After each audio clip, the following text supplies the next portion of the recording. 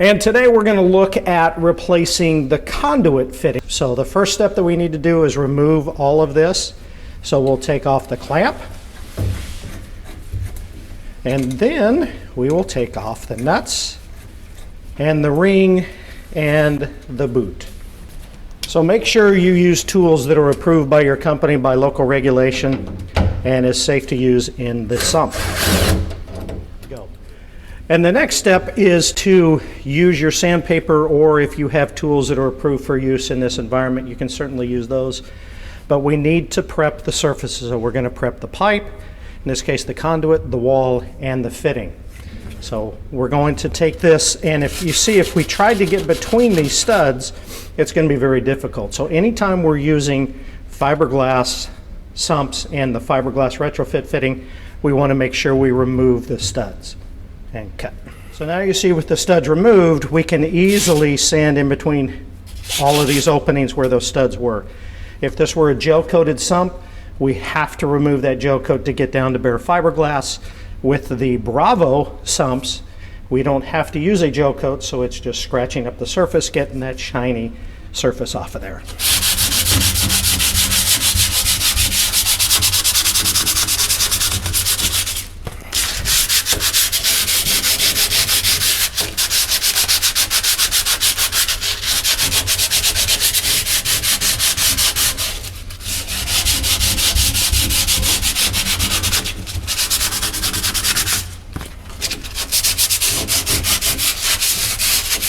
And now we'll do the conduit. So use your emery cloth. It works really well when we're doing this. If these pipes are rusted, you have to make sure you get all of that rust off and get down to that bare metal.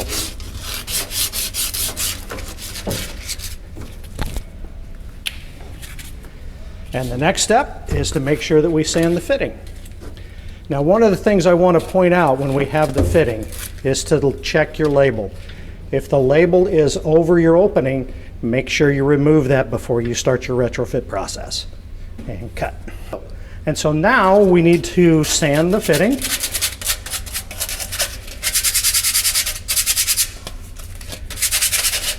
Make sure you get all those surfaces sanded off real well.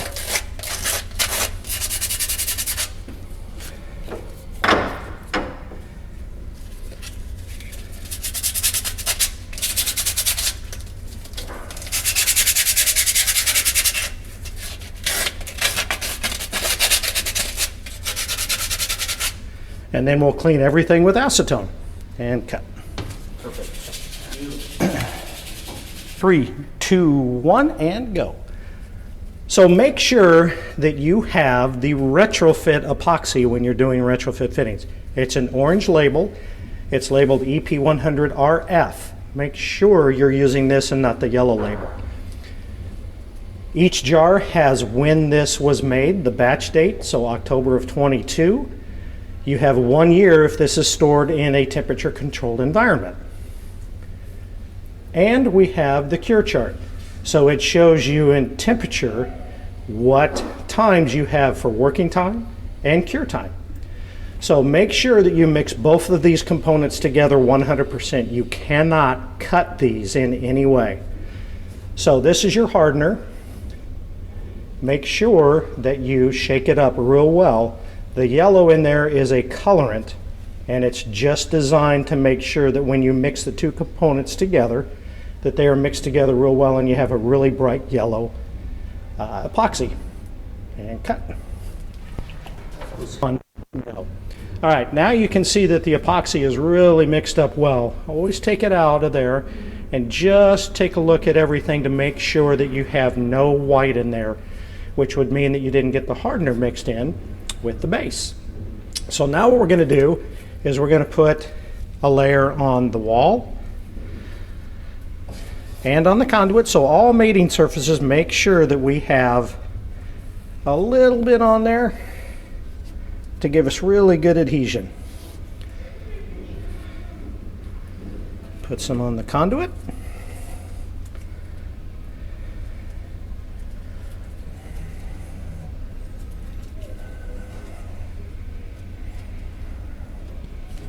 And our next step is to make sure we have it really good on the fitting.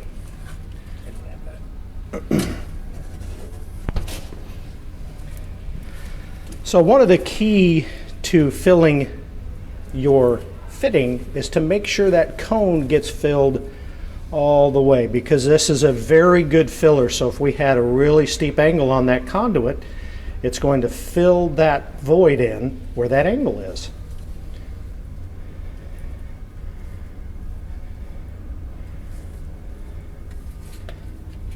And we want a good 1/8 of an inch to 1/4 of an inch layer on all those flat surfaces.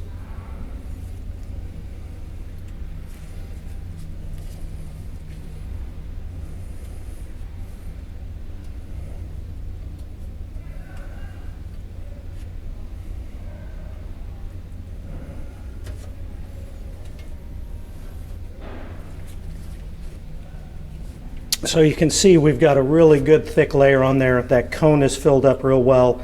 Now we're just going to install that right on the wall and our conduit. So when you're doing this, make sure you give it a really good twist. That fills in all of those little voids in there, little nooks and crannies, and gets a really good seal. So now we'll do the second half.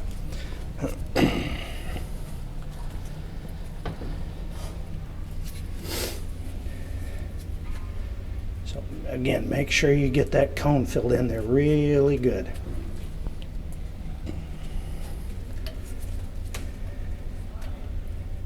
Good thick layer on all your flat surfaces as well.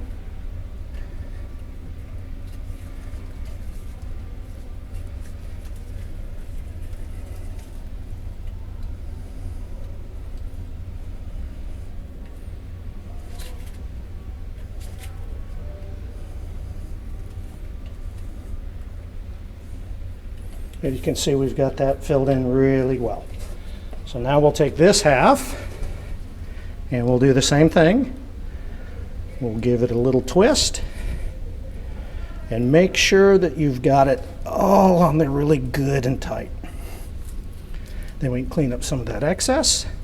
One thing you want to make sure of, check your seam and make sure it's level and you don't have one side sticking up over the other. Clean up. Okay. All right, so the epoxy that we use is so thick and it's so strong that you really don't need any clamping system to hold it in place. You can actually put this on a ceiling and it won't fall off. It's very, very strong. We have a clamp that we use just to hold the pieces together to cure. So you can see we've got a worm gear clamp. We'll put it here and tighten that up and that'll just hold it in place. So right now what we want to do is clean up all of this excess.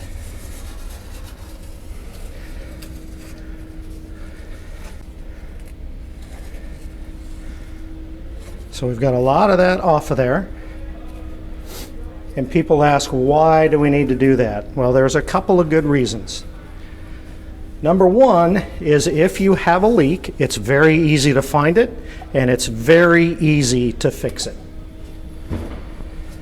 The second thing is it really does look professional. So it's a very good professional looking job as well.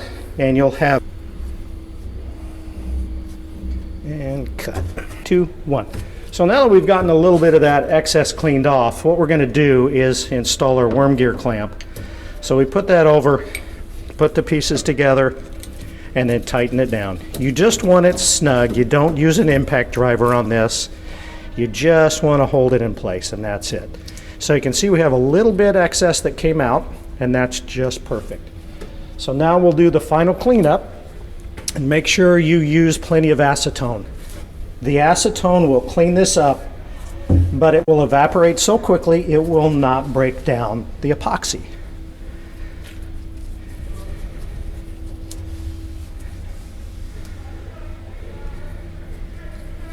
And cut. 2, 1, go. So our final step is to make sure that we use a mirror to inspect underneath between that 4 o'clock and 8 o'clock position. That's where most of the leaks occur. So we want to make sure that we have really good coverage. And that would be on the flange to the wall and to the conduit. And I can see here, there's a little bit of a gap, so I'm going to add a little bit more epoxy to that area right there. If I was just looking at it from above, I couldn't see that that area needs a little more attention. And cut. And 3, 2, 1, go. So now I have a little bit more epoxy, and I'm going to apply that between that 4 and 8 o'clock position, and just put that on there and smooth that in there really well. And then we can take the mirror again and take a look, make sure we got it covered real well.